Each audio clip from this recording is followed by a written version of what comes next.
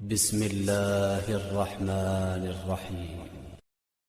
एक बेटी ने अपने पिता से एक प्यारा सा सवाल किया कि पापा, यह आंगन में जो पेड़ है उसे पीछे वाले बगीचे में लगा दे। तो पिता हैरान होकर बोले, बेटी यह 4 साल पुराना पेड़ है, नई जगह नई मिट्टी में ढल पाना मुश्किल होगा। तब बेटी ने नम भरी आंखों से पिता से सवाल किया कि एक पौधा और भी तो है आपके आंगन में जो 22 वर्ष पुराना है, क्या नई जगह पर ढल पाएगा? पिता ने बेटी की बात पर सोचते हुए कहा कि यह ताकत पूरी कायनात में सिर्फ एक औरत के पास ही है जो स्वर्ग के पेड़ से कम नहीं है। खुद नए माहौल में ढलकर पूरे परिवार की सेवा करती है, पूरी उम्र उनके लिए जीती है। बस एक निवेदन है आपसे, जब भी किसी की बेटी को बहू बनाकर लाए तो उनको भी अपनी बेटी की तरह ही प्यार दें, क्योंकि वह भी किसी की बेटी है। इतना सुनते ही बेटी रोती हुई पिता से गले लगकर बोली, आई लव यू पापा। लाख टके की बात। औलाद की वफादारी का पता बूढ़ापे में चलता है, बहन की वफादारी का पता उसकी जवानी में चलता है, भाई की वफादारी का पता उसकी शादी के बाद चलता है, पति की वफादारी का पता पत्नी की बीमारी में चलता है, पत्नी की वफादारी का पता पति के गरीबी में चलता है, दोस्त की वफादारी का पता दोस्त की परेशानी में चलता है। एक आदमी ने एक बूढ़े बाबा से अपनी पत्नी की बुराई कर रहा था। तभी बूढ़े बाबा ने उस आदमी को जवाब दिया और कहा, चलो अच्छा बताओ, तुम्हारा बावर्ची कौन है? उस आदमी ने कहा, पत्नी। तुम्हारा धोबी कौन है? उस आदमी ने कहा, पत्नी। तुम्हारा सफाई वाली कौन है? उस आदमी ने कहा, पत्नी। तुम्हारे घर का ध्यान कौन रखता है? उस आदमी ने कहा, पत्नी। तुम्हारे घर और माल दौलत की हिफाजत कौन करता है? उस आदमी ने कहा, पत्नी। जब तुम बीमार हो जाते हो तो तुम्हारा ख्याल कौन रखता है? उस आदमी ने कहा, पत्नी। तुम्हारे बच्चे का ख्याल कौन रखता है? उस आदमी ने कहा, पत्नी। तुम्हारे सुख दुख का साथी कौन है? उस आदमी ने कहा, पत्नी। फिर बूढ़े बाबा ने कहा, क्या तुम्हारी पत्नी इन सब कामों के पैसे लेती है? उस आदमी ने कहा, नहीं। फिर बूढ़े बाबा ने कहा, तुम्हें पत्नी की बुराई नजर आई, मगर इतनी सारी अच्छाई नजर नहीं आई। एक लड़की अपने पेरेंट्स का घर छोड़कर आती है, उसके एहसास और उसकी तकलीफ को समझने की कोशिश करें, न कि बुराई करे और छोटी बड़ी गलतियों को नजरअंदाज करके जितना हो सके आप अपनी पत्नी का साथ दे। बाबा ने ठीक उत्तर दिया या नहीं, प्लीज अपनी राय कमेंट में जरूर बताएं। इस अधूरी प्रेम कहानी को सुनकर आपकी आंखों में आंसू आ जाएंगे। लड़का और लड़की एक दूसरे से बहुत प्यार करते थे। एक दिन दोनों एक पार्क में मिले। लड़की लड़के से कहती है, सुनो, मैं आपसे एक इजाजत मांगना चाहती हूँ। लड़का बोलता है, हाँ कहो। तो लड़की उससे कहती है, मेरे पापा ने मेरी शादी कहीं और तय कर दी है और बात पापा के सम्मान की है, इसलिए मैं कुछ बोल भी नहीं पाई। लेकिन जब तक तुम मुझे इजाजत नहीं दोगे तब तक मैं तुमसे दूर नहीं जाऊंगी। लड़का लड़की को सीने से लगाकर कहता है, इजाजत है तुम्हें। लड़की लड़के से लिपट कर रोने लगती है। लड़की लड़के से कहती है, अगर तुम आखिरी बार मुझसे कुछ कहना चाहते हो तो कहो ना। लड़का उससे कहता है, कहना तो यही चाहता हूँ कि दुआ करना मुझे भी तुम्हारी जैसी बेटी नसीब हो, जो अपने पिता के सम्मान के लिए अपनी खुशी भी हंसते हंसते कुर्बान कर दे। सच में एक बेटी बाप का गुरूर होती है।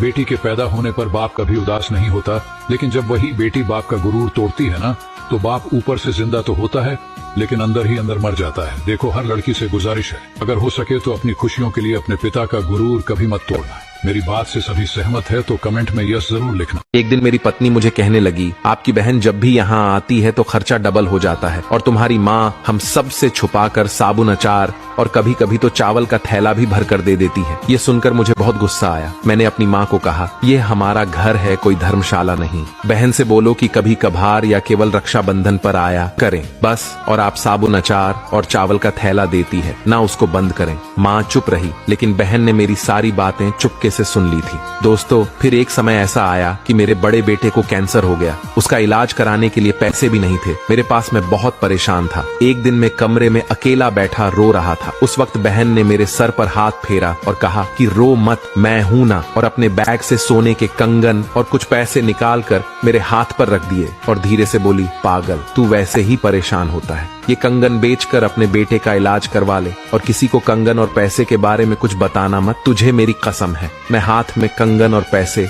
पकड़े जोर जोर से रो रहा था। मेरे साथ मेरी बहन की आंखें भी नम थीं। बहन अपने भाई को कभी भी दुख में नहीं देख सकती है, इसलिए दोस्तों अपनी बहन का आदर सत्कार करें। वह जब भी मायके आती है आपसे कुछ लेने नहीं आती, बल्कि वो ये समझकर आती है कि मेरा एक भाई भी है। माँ बाप की इन बेवकूफी के कारण भाई भाई बन जाते हैं दुश्मन। एक बेटे को ज्यादा प्यार देना और दूसरे बेटे में हमेशा नुक्स निकालना, अपने ही बेटों में से अधिक कमाने वाले बेटे को ज्यादा मान सम्मान देना और कम कमाने वाले को हमेशा ताने मारना, दो बहुओं में से एक बहू को ज्यादा मान सम्मान और प्यार देना और दूसरी बहू को तिरस्कार की भावना से देखना, किसी एक बेटा, बेटी या बहू की बात को बिना सोचे समझे सच मान लेना और दूसरे को गलत ठहरा देना, समय रहते संपत्ति में बंटवारा ना करना और बंटवारे के समय एक बेटे का पक्ष लेना, एक बेटे से हमेशा पैसे की अपेक्षा रखना और दूसरे बेटे को राजा मुन्ना समझकर कभी कुछ नहीं मांगना। एक छोटे से गांव की सच्ची प्रेम कहानी। एक क्यूट सी लड़की 1 साल बाद अपने बॉयफ्रेंड से मिलती है। उस दिन दोनों बहुत खुश थे। जब वह दोनों मिले तो लड़के ने लड़की को एक लाल रंग की साड़ी गिफ्ट की। पूरा दिन दोनों एक साथ ही रहे। फिर लड़की का बॉयफ्रेंड लड़की को घर छोड़ने आया। तभी लड़की के पापा ने उन दोनों को देख लिया। अगले दिन लड़की के घर सुबह से ही मेहमान आने लगे। उसको कुछ समझ नहीं आ रहा था। फिर उसकी माँ ने बताया कि 2 दिन बाद तुम्हारी शादी है, तुम अब उसको भूल जाओ। फिर 15 दिन बीत गए। उस लड़के को जॉब मिल जाती है तो वह अपनी माँ को लेकर लड़की के घर जाता है। तो लड़की की माँ ने लड़के को एक लेटर देती है और कहती है कि गार्डन में जाओ। अब वह गार्डन में गया तो देखा कि वहाँ एक कब्र होती है जिसमें उसकी गर्लफ्रेंड का नाम लिखा है। उसने फिर लेटर खोलकर देखा जिसमें लिखा था, कैसे हो तुम, थोड़ी देर बाद मेरी शादी है। आज मैं आपकी दी हुई लाल साड़ी पहनी हूँ। मैं आपसे प्यार करती हूँ। शादी किसी और से कैसे कर लूँ? मैं यह शादी को नहीं रोक सकती पर खुद को तो रोक सकती हूँ। आपकी प्रेमिका। लड़का यह पढ़कर जोर जोर से रोने लगा। मैं बस इतना ही कहूँगा, कभी भी कोई भी गलत कदम उठाने से पहले अपने चाहने वालों के बारे में एक बार जरूर सोचे।